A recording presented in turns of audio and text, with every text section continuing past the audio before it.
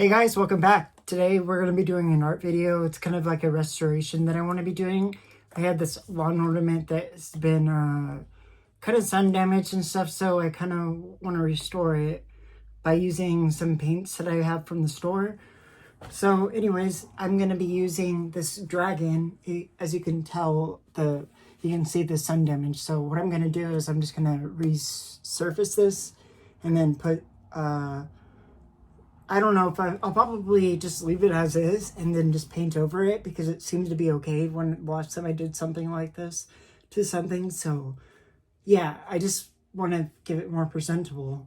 So, the color scheme I was thinking I'm going to be using is I want to use a lot of glow-in-the-dark paints as well as some dragon colors.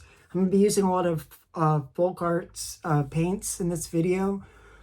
So I have the translucent natural glow. This one's basically a top coat. So I have that.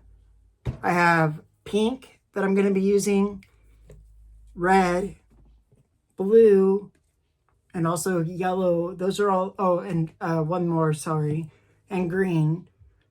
And then for the regular colors, I have one that's a color shifting pigment. This is in Dragon Brilliant, kind of fitting for the project. And it goes from like all the shades of green you can see. So I have that. I have some black that I'm going to be using, bright yellow, spring green, and I have from the dollar store. This is the Rich Art brand from Dollar Tree. And so this is lavender and turquoise.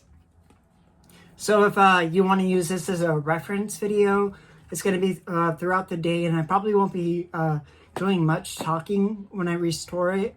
So it's just this intro, and if this sounds interesting, so keep on watching until the end. All right, guys, let's get going.